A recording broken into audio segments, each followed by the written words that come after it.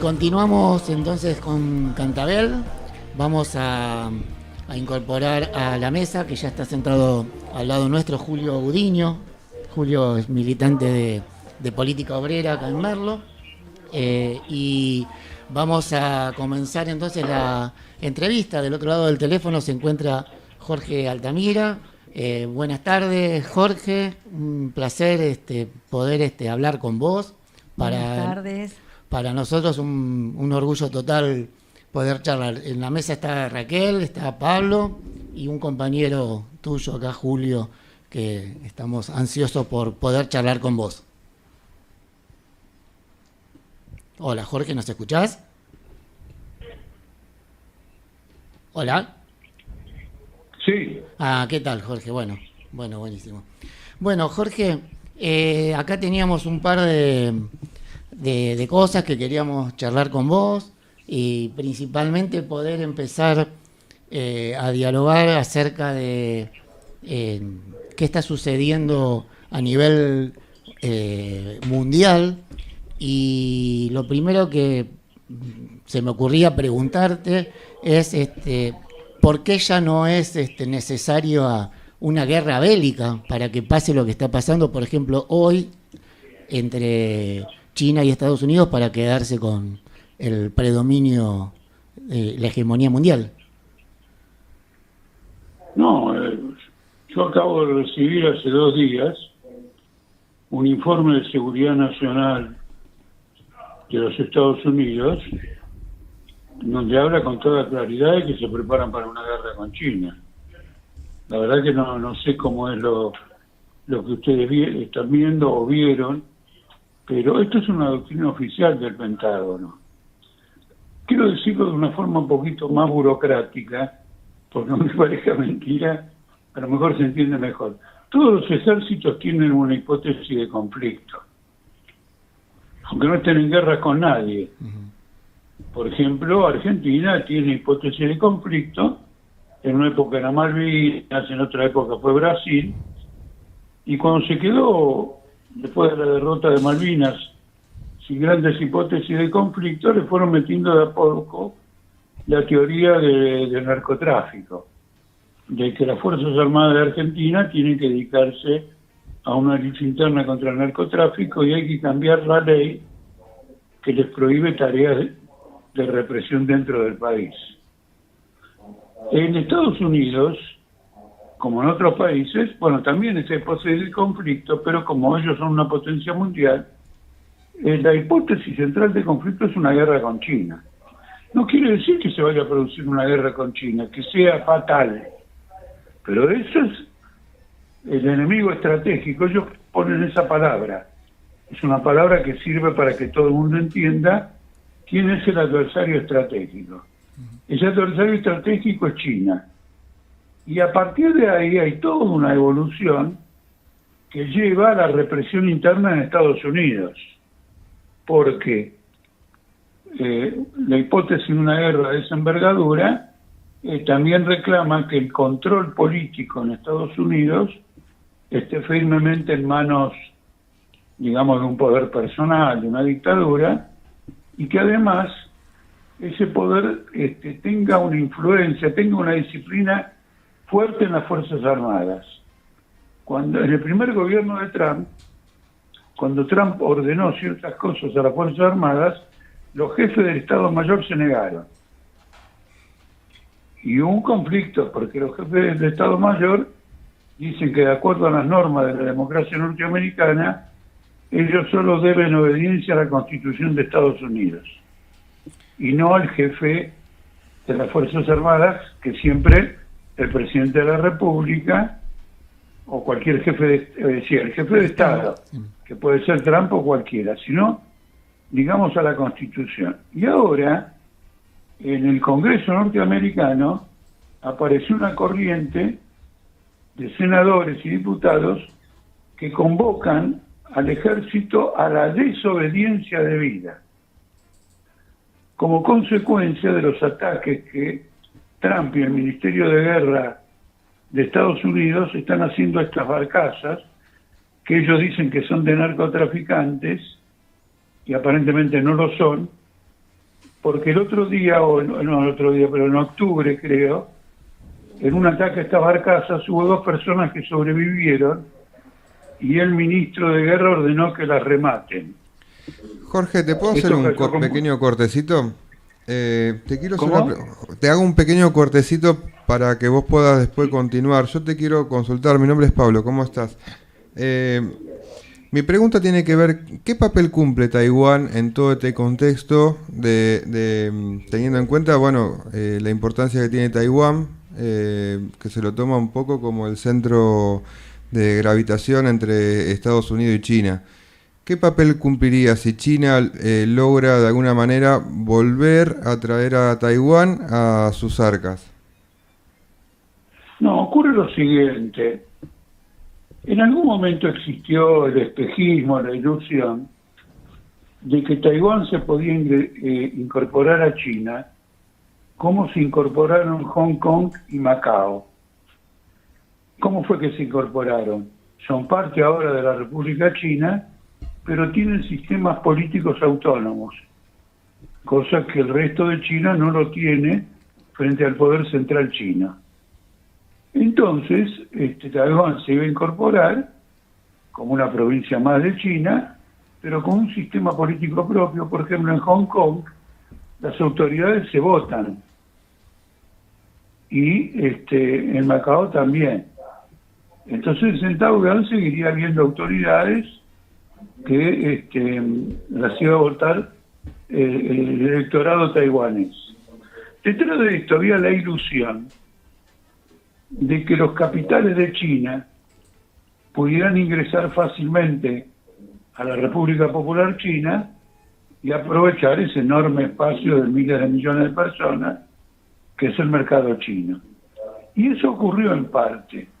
Hay una empresa taiwanesa que es la que suministra los fabrica en China continental y suministra ese material a Apple para los iPhone. Entonces en algún momento existió la idea de que podría haber una reunificación pacífica. Bueno, ¿qué es lo que ha ocurrido? El capitalismo ha entrado en una crisis mundial que es irreversible, en una lucha a muerte por mercados, y entonces ya no hay esa colaboración, esa fantasía que pudo haber existido cuando China inició los primeros pasos al capitalismo y no tenía condiciones de competir contra nadie, y todo el mundo quería entrar a China para aprovechar la mano de obra barata de China. Entonces ahora hay un conflicto que no es tanto la isla en sí misma, como la disputa general en el mundo que hay entre China y Estados Unidos. Le hago esta observación. En Taiwán está la principal empresa fabricadora de chips. Y Estados Unidos le está reclamando que levanten la empresa de Taiwán y la manden a Estados Unidos.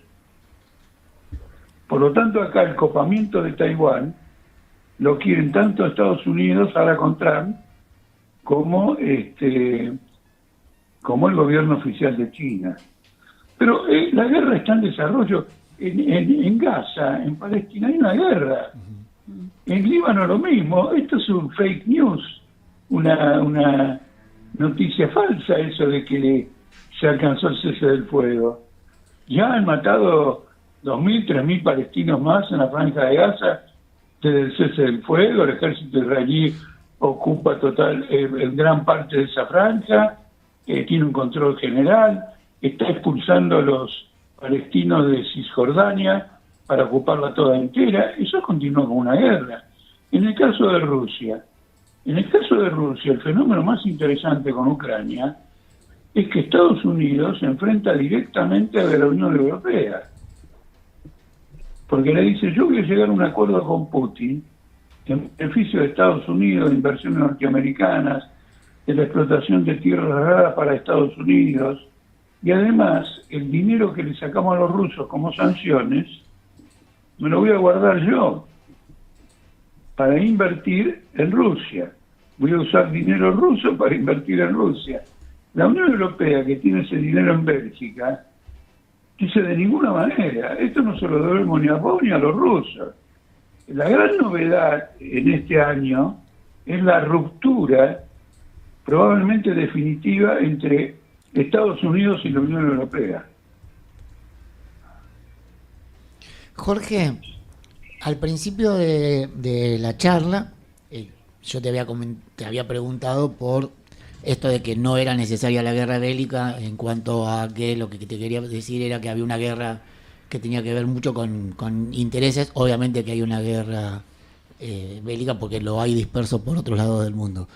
Y vos nos sorprendiste con esto del ejército norteamericano y la hipótesis de conflicto con China. Ahora, para China, ¿vos sabés si también hay una hipótesis de conflicto bélica y es con Estados Unidos? Sí.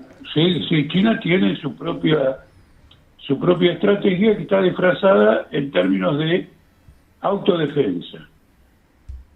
Uh-huh. Es decir, ella se apresta a responder a cualquier agresión. Y ya que hablamos de China y Estados Unidos, ¿por qué no hablamos un poco de Alemania?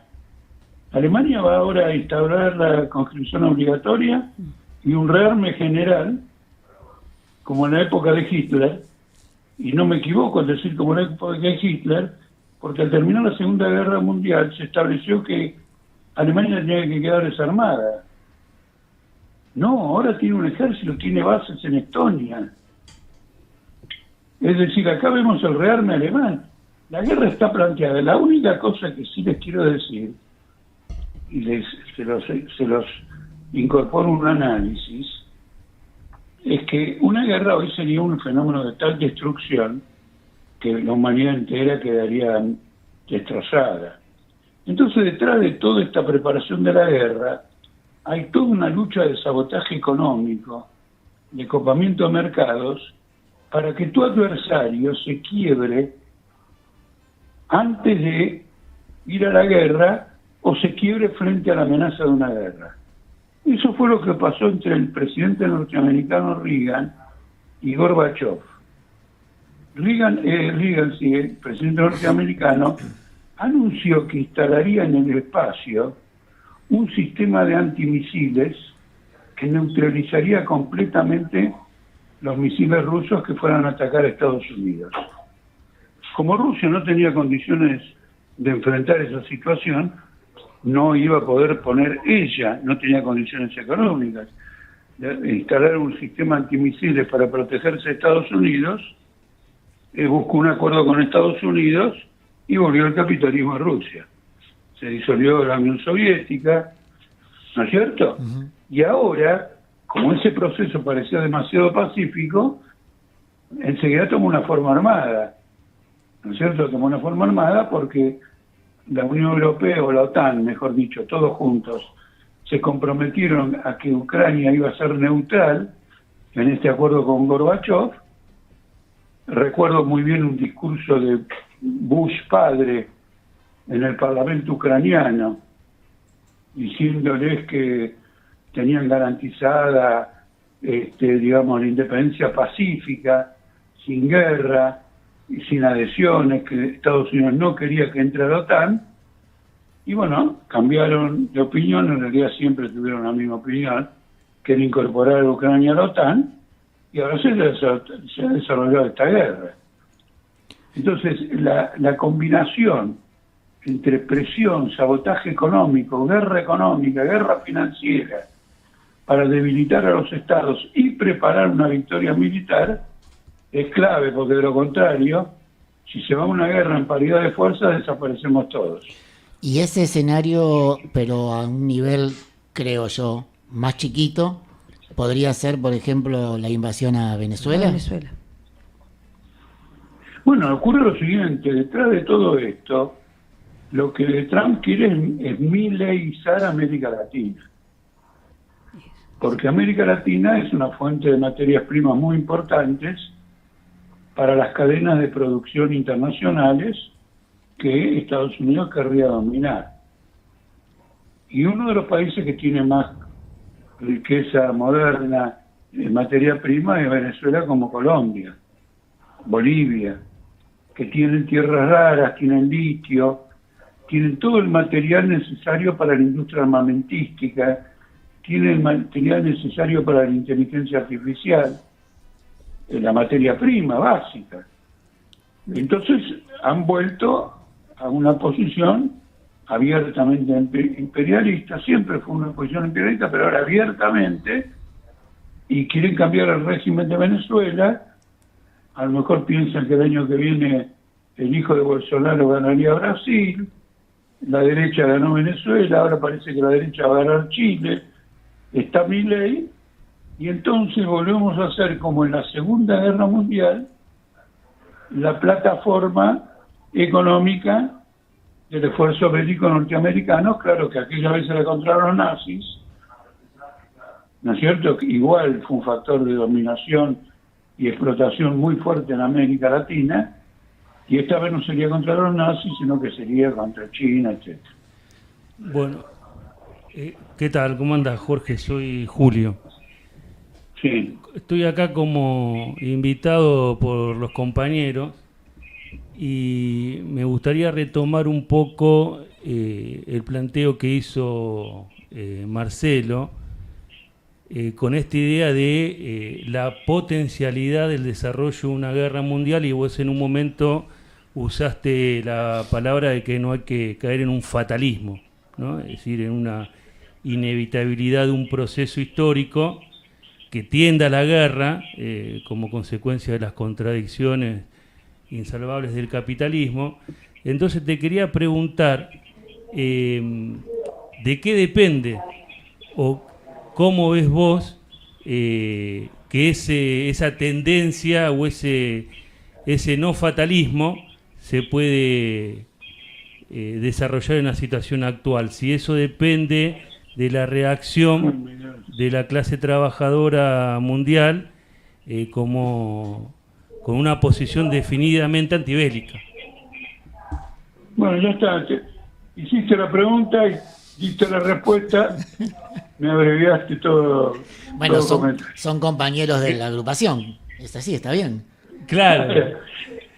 Claro. Pero como no tiene oficio periodístico, no se dio cuenta que tenía que preguntar sin responder. Claro.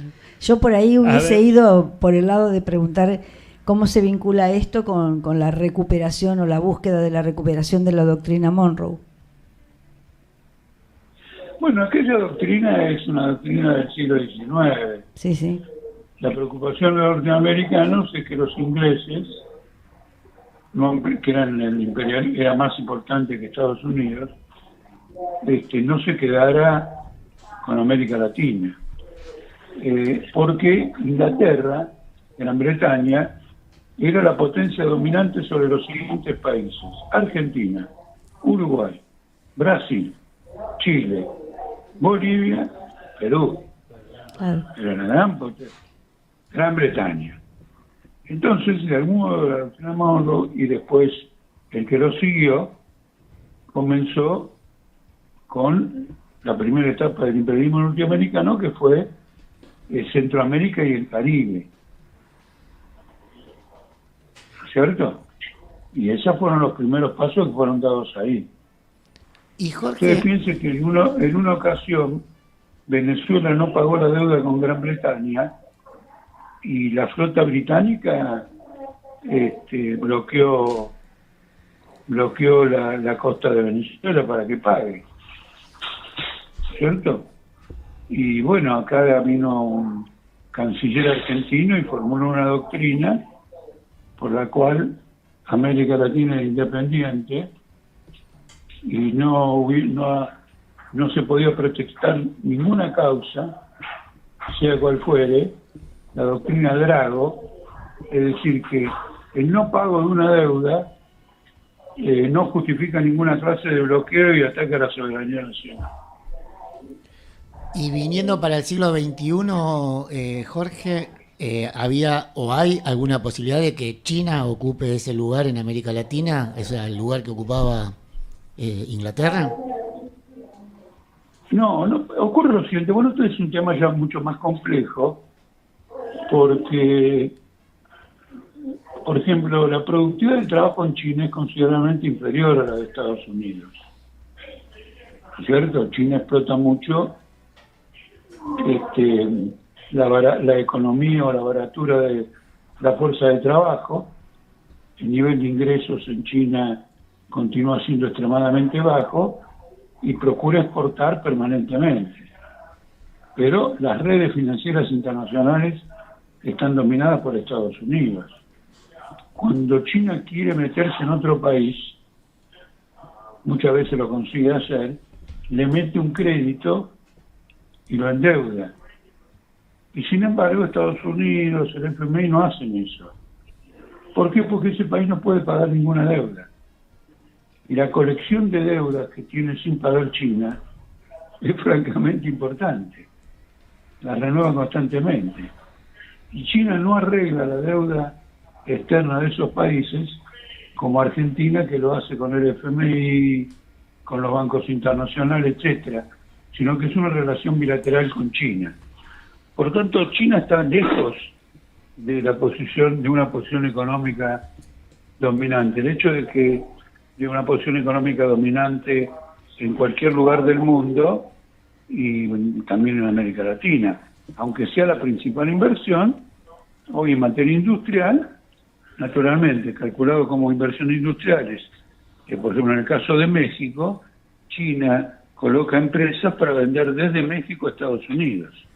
Ahora, cuando se considera la deuda de México, los bancos mexicanos y todos los compromisos en la Argentina, lo mismo, la deuda y todo lo demás, el dominante es Estados Unidos, porque Argentina no tiene una deuda de 600.000 millones de dólares con China.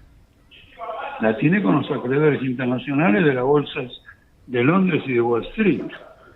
Entonces, cuando se habla de inversión industrial, se oculta la dominación financiera del imperialismo de la OTAN. Jorge, te estamos llevando de un lado a otro, perdón. Habíamos hablado un poco de la posible invasión norteamericana a Venezuela. Vos desarrollaste bien el tema de, bueno, cuáles son los objetivos de Estados Unidos en torno a Latinoamérica y principalmente a Venezuela, pero yo te pregunto, desde tu perspectiva, ¿habrá alguna consecuencia por parte de los países latinoamericanos, la sociedad latinoamericana, en función de negar, neutralizar de alguna manera o plantear el desacuerdo a esa postura norteamericana? ¿Vos creés que puede haber un marco de resistencia? Bueno, si hay un marco de resistencia vendrá del pueblo mismo, porque tanto ustedes como yo leemos los diarios y no vimos que nadie se queje de nada.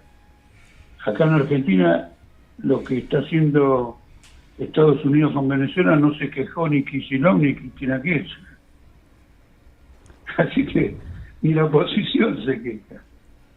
Sí, y Jorge, ¿y a qué atribuís no sé, parate social que hay en relación a todas estas cosas que están pasando, no solamente a nivel internacional, que obviamente es importante, pero también incluso a nivel local, ¿no? Porque estamos constantemente viendo cierres de fábrica, despidos, aumentos de precios y supuestamente hay estabilidad y sin embargo, salvo algunas cosas que se vean, sí, que hay algunas reacciones esporádicas, pero en general pareciera como que está todo muy calmo.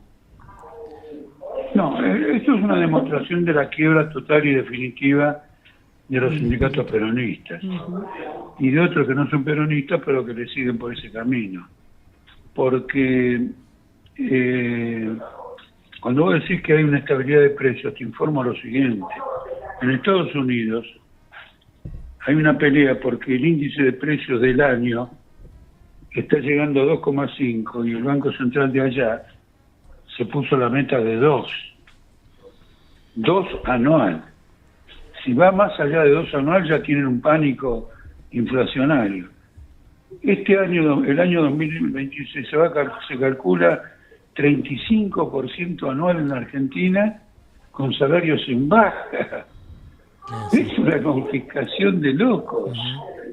Es el único lugar donde no crecen los precios. Con la política de Milei es en el cementerio. No hay demanda de ningún tipo, entonces nadie compra nada, están todos abajo tierra y por lo tanto no afecta a los precios. Este hombre ha hecho el milagro de tener un 30% de inflación anual con gente, con una población que en masa está perdiendo por la guerra, que no hay demanda, que la fábrica cierra. Entonces está cometiendo un crimen social de magnitud y explotando el derrumbe del peronismo, porque los 2 últimos años de Alberto y Cristina Kirchner fueron de terror. Y fueron de terror no tanto por la parte inflacionaria, que fue importante, etcétera, por la parálisis total. El presidente y la vice le entregaron el gobierno al ministro de Economía y diciendo, mira, haz lo que puedas. Si te va bien, a lo mejor en el 2023 te eligen presidente. Y si te va mal, y bueno, ahora tampoco tenés nada, así que ¿qué podés perder? Era un remate total de un país. Me da la impresión que fuera una... liquidada. Disculpas. Por lo menos en la práctica demostró una total bancarrota en los hechos mismos. Ahora, por ejemplo, Kicillof tiene una deuda que tiene que refinanciar, entonces de paso, que tiene que pagar, entonces la quiere refinanciar y ya busca más plata que lo que tiene que pagar, porque tiene que arreglar votos con los diputados opositores de la Cámpora y de los otros partidos para que se lo voten a favor, porque se necesitan los 2 tercios. Y nombra directores en el Banco Provincias y le promete ingresos a las intendencias. Es decir, mete todo en una única bolsa, en un acto de sobrevivencia. Ahora, la deuda que él tiene que pagar, que él dice que le heredó de... ¿Cómo se llama esta señora? Vidal. María Eugenia. Macri. Vidal. María Eugenia Vidal. Esa deuda, él la refinanció con Guzmán. Y le pareció maravilloso, dijo que era una refinanciación fantástica, nosotros la denunciamos. Y para Guzmán era casi antiimperialista. Tuvo una pelea hasta con BlackRock, el principal fondo de inversiones internacionales, por la deuda bonaerense. Entonces, ¿cuál es el tema? Kicillof tiene una deuda impagable, Milei tiene una deuda impagable, o, sorpresa, los dos hacen lo mismo. Los nacionales y populares y los liberticidas, los asesinos de la libertad, hacen lo mismo que los nacionales y populares y viceversa. Cuando uno mira debajo de las personas, debajo de Lemoyne, debajo de, no sé, bueno, no me acuerdo el nombre de quien sea, de toda esta gente, cuando uno mira abajo esas peleas que hacen en el Congreso, observa esta realidad social. Compañero, les tengo que pedir un favor. Sí. No sabía que íbamos a hablar tanto tiempo. Bueno. Tengo un compromiso muy fuerte.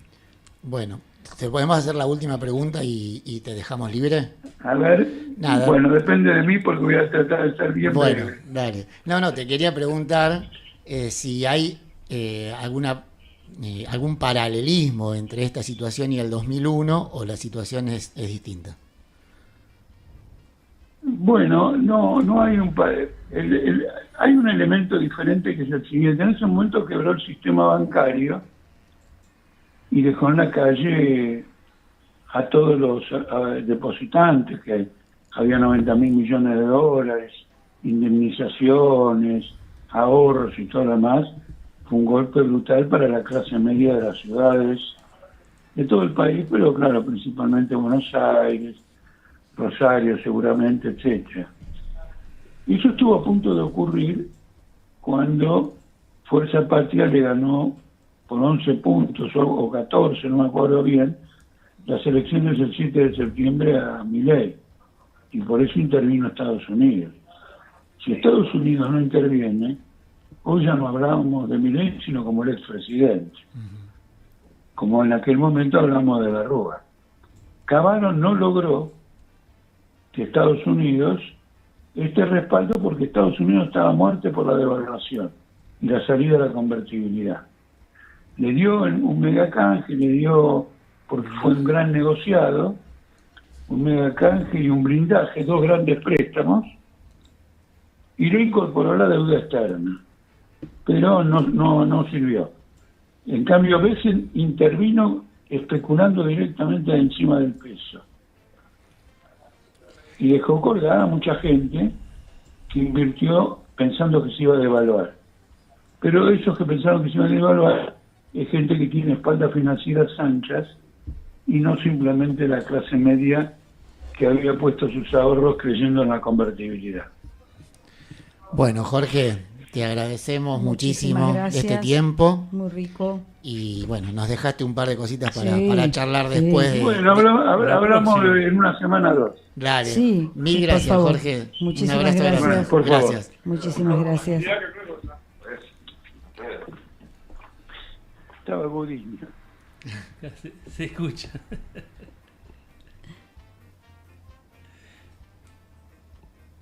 ¿Seguimos? ¿Estamos en el aire?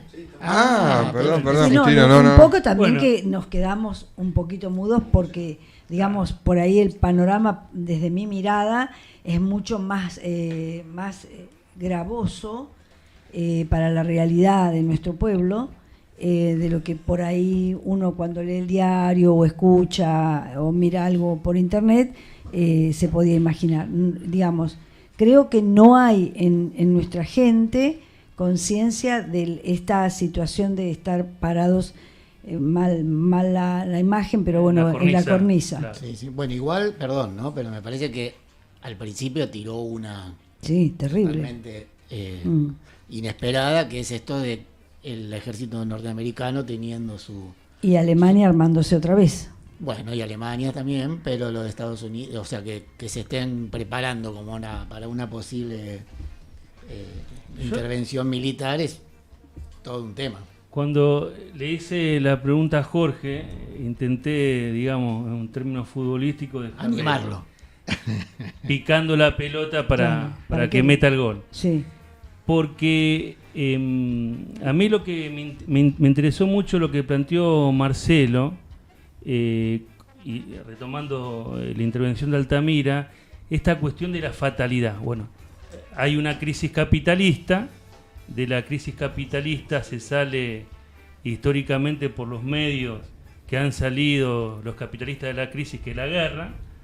Tuvimos una primera guerra mundial, una segunda guerra mundial, y entonces pareciera que no hay otra salida a esta crisis general que una guerra total entre una potencia en decadencia como los Estados Unidos y una potencia en ascenso como lo es China.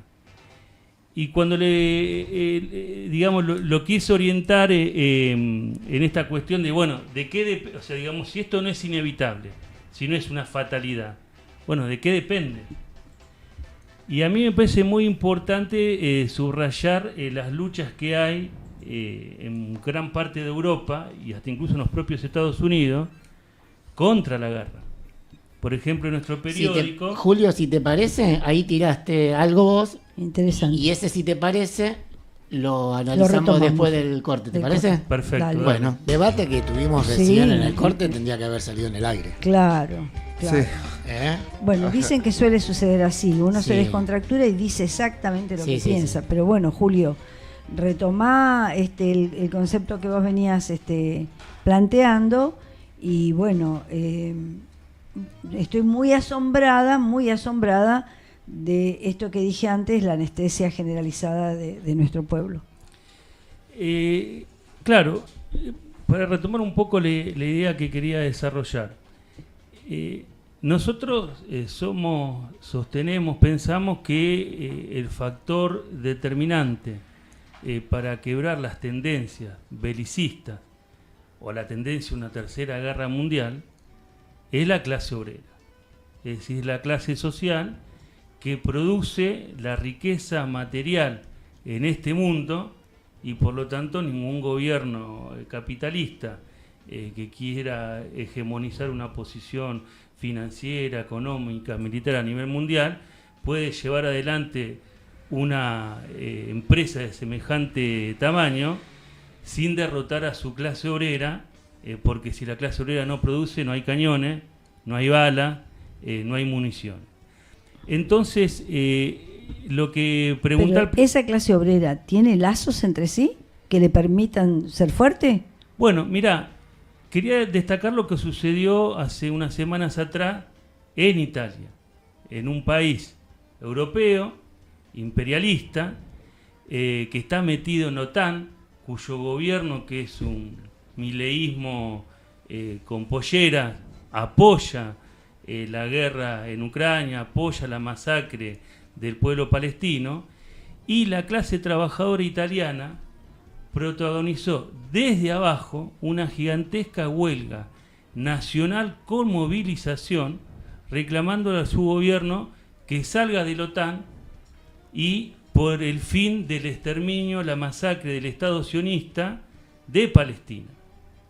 Entonces, eso sucedió la semana pasada, nosotros lo hemos reflejado en nuestro periódico, en politicaobrera.com, pero esta tradición de lucha de la clase obrera italiana se manifestó meses atrás con un bloqueo de puertos de los trabajadores portuarios en el punto más álgido del bombardeo del Estado sionista y del Estado norteamericano en Palestina, que dejó en un momento al Estado de Israel sin el aprovisionamiento de municiones necesarias para continuar la masacre que está desarrollando. Entonces, ¿qué quiero significar con esto? Que hay una resistencia, y la apuesta que hace Política Obrera es a desarrollar esa resistencia de la clase obrera a la guerra por medio de la lucha de los trabajadores contra los gobiernos de la guerra, para derrotar a esos gobiernos. En el caso de la Argentina tenemos un gobierno que apoya la masacre del Estado sionista en Palestina, que apoya la invasión o el intento de invasión y de agresión militar en Venezuela por parte de los Estados Unidos, y que niega a los trabajadores del Garrahan salarios, condiciones de trabajo, pero sin embargo usa los presupuestos públicos del Estado Nacional, por ejemplo, para comprar aviones F-16 de los Estados Unidos. Te descarte. Claro, entonces, ¿cuál es el vínculo ahí? Que tenemos que emprender, tenemos que poner en pie un movimiento de lucha, también en Argentina, contra la guerra, y la mejor forma de poner en pie ese movimiento de lucha es luchar contra los gobiernos de la guerra que lo representa en el caso de Argentina, Milei. Entonces nosotros estamos promoviendo hace varias semanas actos. Hemos hecho uno ayer en el Parque Centenario, en Cava, difundiendo la posición de lucha y el repudio, el rechazo a la agresión militar de Trump y que apoya a Milei al pueblo venezolano. Entonces, hicimos un acto la semana pasada, acá en la zona oeste hicimos hace 10 días otro acto, y estamos invitando a todas las organizaciones obreras y populares y a los trabajadores a que se sumen. ¿Se suman? ¿Se está logrando? Hay que empezar. Es decir, porque en esto que vos planteabas recién, de una CGT, vos decías recién, bueno, está adormecido el pueblo. Sí. Pero bueno, ¿qué plantean sus direcciones políticas al pueblo argentino? ¿Se entiende? Decir, la CGT, por ejemplo, no dice nada sobre la masacre en Palestina, sobre lo de Venezuela, y hasta incluso está dispuesta a negociar con el gobierno una reforma laboral. Se están sentando a dialogar. Tal cual. Entonces, el problema que no es que esté mal dialogar, no es que esté mal el diálogo. Nosotros debiéramos tener más firmemente puestas nuestras piernas en que este no es el momento. Pero no es el momento porque nuestro pueblo, nuestra gente está muy mal, está pasándola económicamente muy mal, hay problemas alimentarios, problemas de salud, que hoy justamente tocamos el tema, hay un problema de salud mental tremendo, hay una depresión generalizada que debe tener que ver también con esto de reaccionar o no. Hay que plantear, este no es el momento, primero tenemos que curar a nuestra gente, primero tenemos que volver a generar un bienestar en nuestra gente para que luego los diálogos, más allá de que fueran áridos o no, se pudieran dar. Julio, yo te pregunto, en torno a las condiciones laborales que hoy el mundo se gira, la Argentina particularmente, ¿cuáles serían las modificaciones que se podrían hacer en torno a mejorar un poco la calidad de vida de los trabajadores? Pensando esto, yo lo quise poner en esos términos, ¿no? Todo el mundo habla de una necesidad histórica en la Argentina de una reforma laboral, ¿no? Una cosa es la reforma laboral de los 90, otra cosa muy distinta, pensar en reformas que puedan mejorar la calidad de vida de los trabajadores y puedan mejorar de alguna manera, ¿cómo se llama? La productividad y en todo caso, pensando, ¿no?, en la sociedad capitalista en la que vivimos, que un capitalista gane plata, ¿no? Yo te pienso a vos como militante, sé lo que vos pensás, pero me gustaría que desarrolles, digo, ¿qué condiciones vos creés que se pueden llegar a, cuáles son las reformas que se necesitarían para poder mejorar todo esto, ¿no? Pienso, Brasil está planteando las 6 horas de trabajo. En primer momento que se cumpla, que las patronales cumplan con la legislación laboral vigente. Porque uno de los argumentos de las patronales y del gobierno de Milei, que toma hasta incluso la CGT, es que la mitad de la fuerza de trabajo argentina está en informalidad. Entonces, para esos compañeros no regiría la ley de 2744, etcétera, etcétera, etcétera. Bueno, entonces la solución no es reformar la ley, sino hacer cumplir a los capitalistas la ley. Porque acá ellos generaron la informalidad. Claro, porque acá hay un punto. Uno dice, bueno, tenemos que, como lo planteó Pérsico. Pérsico hace un mes atrás lo dijo sin pelos en la lengua: a nosotros no nos interesa el 30% de la clase obrera que está en la formalidad, porque tenemos la gran mayoría de la clase obrera en la informalidad, ¿no?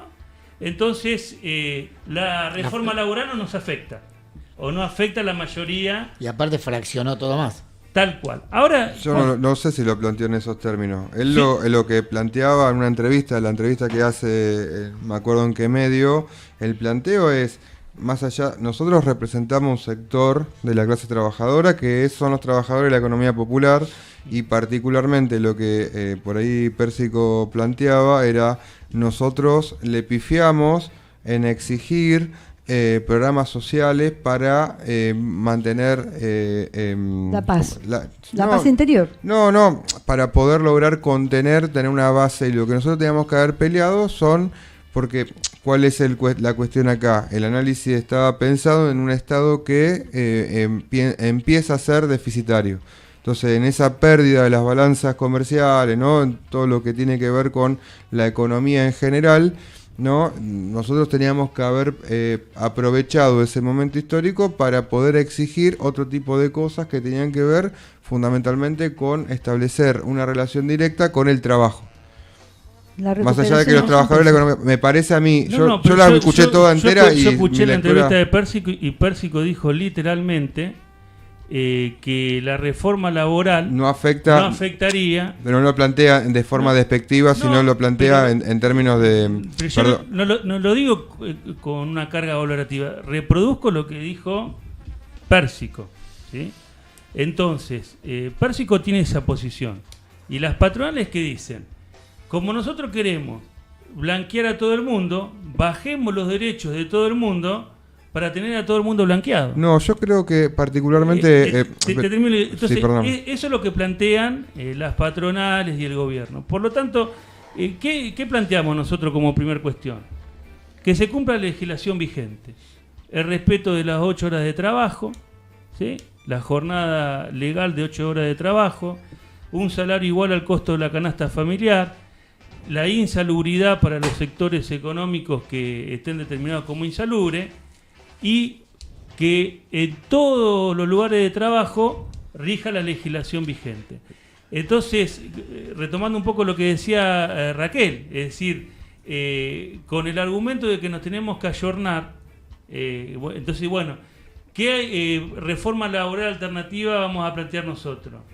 Nosotros estamos en contra de la reforma laboral del gobierno de Milei y de las patronales, y rechazamos esa reforma laboral y llamamos a los trabajadores a combatirla con la organización, la movilización y la huelga general. Bien, yo Julio te digo dos cosas porque ya tenemos que ir cerrando. Sí. La primera, yo planteo, lo dije en términos de modificación de los convenios colectivos de trabajo en función de pensar cosas que puedan incorporar realmente, ¿no? Por supuesto que la flexibilización en torno al trabajo en sí no generaría mayor incorporación, sino que generaría justamente mano de obra cada vez más barata, más precaria. Yo planteo no pensar en una reforma que tenga que ver con, en vez de 6 días de trabajo, 5 días de trabajo, 6 horas de trabajo para los trabajadores, incorporarlo. Mira, una tontería, pensar, por lo menos de mi perspectiva, pensar en que cada trabajador tiene que cubrir la canasta básica, básicamente, cosa que gran parte no lo tiene, no generaría desarrollo productivo. Porque lo único que estás pensando solamente es en términos de, más allá de que no lo planteo en términos consumistas, ¿no? Pensarlo solamente en términos de el alimento básico de las personas. Y vos pensás que los individuos en general tienen la necesidad concreta de poder tener derecho al ocio, por ejemplo. No, claro, nosotros no hablamos de canasta básica, nosotros, o sea, la fuerza de trabajo tiene un valor. Y el valor está determinado por la cantidad necesaria de alimento, vestimenta, salud, recreación, esparcimiento, etcétera, etcétera. Los derechos constitucionales. Está en el artículo 14 bis. Claro. De hecho, les doy un dato. Hay un sindicato aceitero, Sí. Jofra, no de política obrera, que cuando va a discutir la negociación paritaria, va con el planteo: ningún trabajador de mi gremio, el peón que recién empieza, por debajo de la canasta familiar, que hoy está en 2.500.000. Y esa dirección gremial pelea con ese concepto. Entonces nosotros decimos, bueno, es posible. Entonces, por ejemplo, en el gremio docente donde nosotros trabajamos, los compañeros, ¿por qué trabajan 30, 40 módulos o 3 cargos? Porque el salario no llega a cubrir la canasta de pobreza. Entonces, si un trabajador docente con un cargo llegaría a la canasta familiar, automáticamente liberaríamos horas de trabajo para que miles de compañeros que no tienen trabajo puedan trabajar, y otros miles de compañeros que están sobrecargados de trabajo porque no llegan a fin de mes puedan disfrutar del ocio, del esparcimiento y demás, como vos Y planteás. recuperar su salud. Su salud física y psíquica, por supuesto. Coincido con vos en eso. Realmente Último, para otro programa, Julio, lo apasionante charlamos. para otro programa. Bueno, yo Sí, tenía sí. una. Muy bien. Mira, yo soy el que está mal acá hoy porque perdimos ayer. Te quería hacer una pregunta, pero no te la voy a hacer. La vamos a dejar para la próxima. Nada, recordarle a la gente que, como hicieron Gabriel, Miriam, Andrea y Héctor, manden un mensajito y participan por un par de entradas para ir a ver a Barroco Itinerante este próximo domingo. Julio, gracias por la gestión para que Jorge pueda hoy salir al aire con nosotros, y ya sabés que sos bienvenido al programa. O sea, quedaste ya comprometido porque los temas quedaron picando. Bueno, yo te tiro la pregunta, nada más que lo que te quería preguntar, pero una visión desde el marxismo, ¿no? En relación a ni siquiera se te ocurra mirarme con ganas de contestarla. ¿Cómo ve la relación hoy con la nueva concepción del trabajo que hay a partir de todo esto que tiene que ver con el home, ¿cómo se llama? Homeschooling. Home banking, no, homeschooling. Y todas esas cosas que vemos de... Y vos decís el trabajo desde el hogar. Desde el hogar y todo Home eso. office. Claro, el home office, office, eso, sí. ¿no? Pero bueno, para una próxima estaría bueno Sí. poder charlarlo, ¿no? Porque creo que cambia bastante. Sí, sí.